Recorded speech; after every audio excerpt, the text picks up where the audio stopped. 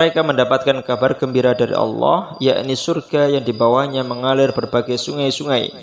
Terdapat berbagai jenis buah dan istri-istri yang senantiasa suci dan terbebas dari menstruasi. Yang kedua, kaum musyrik dan kaum munafik meremehkan perumpamaan-perumpamaan Allah cantumkan dalam Al-Quran. Seperti kaum munafik itu ibarat orang yang menyalakan api atau berada dalam hujan lebat dan patung-patung yang disembah kaum musyrikin, seperti sarang laba-laba. Lalu Allah jawab bahwa dia sama sekali tidak malu membuat perumpamaan seperti itu. Bahkan lebih rendah dari itu, yakni seekor nyamuk pun tidak masalah, karena mengandung hikmah yang amat besar. Hikmah tersebut hanya dipahami oleh orang-orang beriman kepada Allah dengan konsep tauhidnya. Dengan perumpamaan-perumpamaan tersebut, manusia bisa mendapatkan petunjuk dan orang-orang fasik menjadi tersesat, yaitu orang yang melanggar janji Allah, memutuskan tali persaudaraan dan melakukan kerusakan di atas muka bumi. Yang ketiga, yakni semua manusia akan melewati 5 periode perjalanan, berupa mati, hidup, mati kembali, hidup kembali, dan kembali ke akhirat, surga atau neraka. Sebab itu, satu-satunya jalan keselamatan dalam perjalanan panjang menuju akhirat adalah Islam yang Allah ridhoi dan jamin kesempurnaannya. Yang terakhir adalah Allah telah menciptakan semua kebutuhan manusia tersimpan di dalam bumi. Jadi setidaknya semua manusia sudah dipastikan sejahtera karena sudah tercukupi seluruhnya di atas bumi ini. Kemudian Allah menciptakan 7 lapis langit, ya, dan Allah Maha Kuasa dan Maha mengetahui segala sesuatu. Di halaman ke-6 ada 2 pokok bahasan, yakni terkait visi hidup di dunia, yakni Allah menetapkan tugas manusia sebagai khalifah, manusia sebagai pengganti. Ya, di antara tugas mereka adalah memakmurkan bumi dan menegakkan kebenaran agama Allah dan keadilan di tengah-tengah manusia. Sebab itu, Allah bekali manusia dengan berbagai macam ilmu melalui wahyu yang diturunkan kepada para rasulnya. Khalifah hanya Allah berikan kepada manusia dan tidak diberikan kepada makhluknya yang lain, kendati kepada malaikat sekalipun. Ini menunjukkan bahwa manusia adalah makhluk yang paling mulia, sehingga para malaikat diperintahkan Allah sujud kepada Adam. Kemuliaan tersebut hanya melekat pada diri manusia selama mereka menjalankan tugas yang Allah tetapkan. Yang kedua adalah tantangan terberat manusia dalam menjalankan kekhilafaan di atas bumi adalah setan yang selalu berupaya menyesatkan manusia dari jalan Allah. Setan berhasil menipu Adam dan Hawa ketika berada di surga. Sebab itu, waspadalah selalu, dan jika suatu saat tertipu oleh setan, maka bersegeralah bertaubat kepada Allah. Halaman 7 menjelaskan, masih meneruskan tentang tipu daya setan, yakni akibat tertipu oleh setan, Allah turunkan Adam dan Hawa dari surga ke bumi ini. Di bumi inilah mereka dan anak cucu mereka Allah kembangbiakkan sampai hari kiamat, untuk menguji siapa di antara mereka yang menegakkan tugas-tugas kepemimpinan yang telah Allah tetapkan bagi mereka. Allah memberikan jaminan ketenangan dan ketentraman bagi orang yang mengikuti petunjuknya, sedangkan bagi yang menolak petunjuknya yang tercantum dalam Al-Quran, Allah canangkan mereka menjadi penghuni neraka di akhirat kelak. Yang selanjutnya, yakni di ayat 40, menjelaskan bagaimana Bani Israel adalah contoh manusia-manusia yang kufur kepada Allah.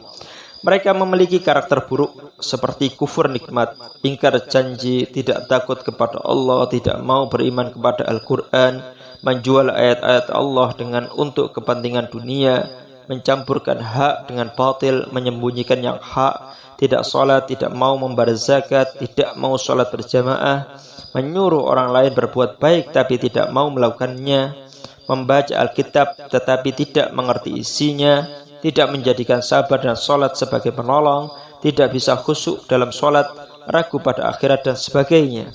Semua sikap dan sifat buruk tersebut bermuara dari tidak takutnya mereka kepada hari kiamat atau hari pembalasan, di mana tidak berlaku pembela dan penebus dari orang lain.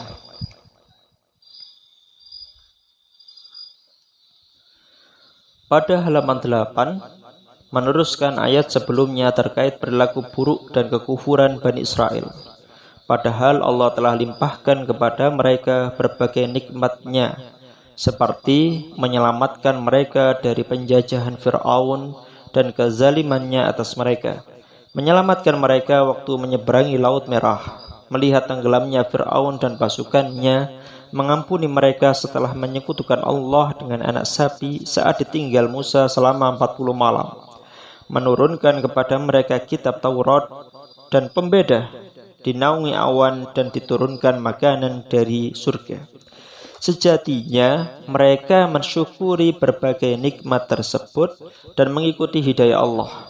Yang terjadi ialah mereka enggan kembali dan bertaubat kepada Allah. Bahkan berkata kasar dan bersikap tidak sopan kepada Musa sambil mengatakan, "Kami tidak akan beriman kepada Allah sehingga kami melihat Allah dengan mata kepala kami." Allah siksa mereka dengan halilintar hingga mati semuanya. Kemudian Allah hidupkan kembali, namun tidak juga bersyukur kepadanya. Halaman 9 membicarakan seputar karakter dan perilaku Bani Israel yang sangat tercela.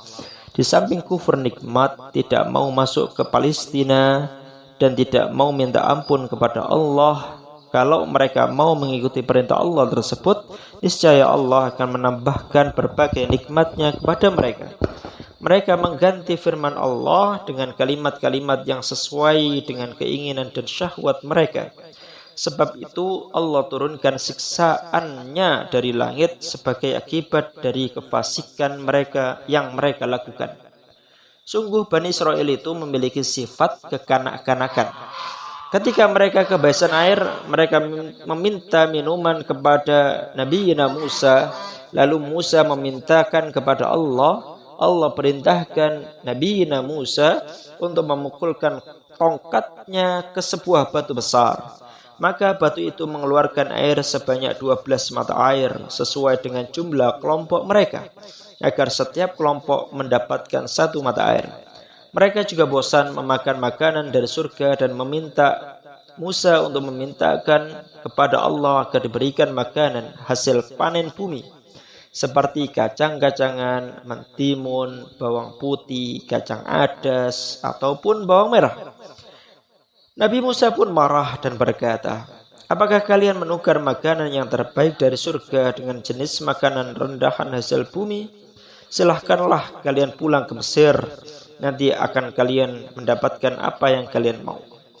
Akibat dosa dan kejumutan tersebut, Allah timpakan kepada mereka kehinaan dan kemiskinan, dan mereka mendapatkan kemurkaan dari Allah.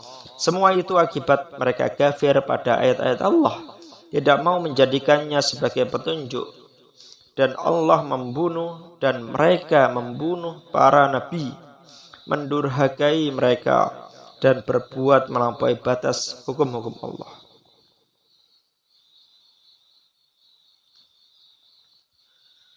Pada halaman ke-10, yakni menjelaskan tentang sistem keimanan yang Allah tetapkan kepada manusia, yakni baik terhadap kaum mukmin dari umat Nabi Muhammad SAW, kaum Yahudi, Nasrani, Sabi'in. Ya, siapapun dari mereka selama beriman kepada Allah dengan konsep tauhid yang dibawa Nabi Muhammad, beriman pada hari kiamat dan beramal soleh sesuai ajaran Nabi Muhammad, maka bagi mereka pahala dari Allah. Tidak ada ketakutan dan tidak pula ada kesedihan bagi mereka. Jadi Yang dimaksud di sini bukan Yahudi, Nasrani, Sabiin ya bisa masuk surga lantaran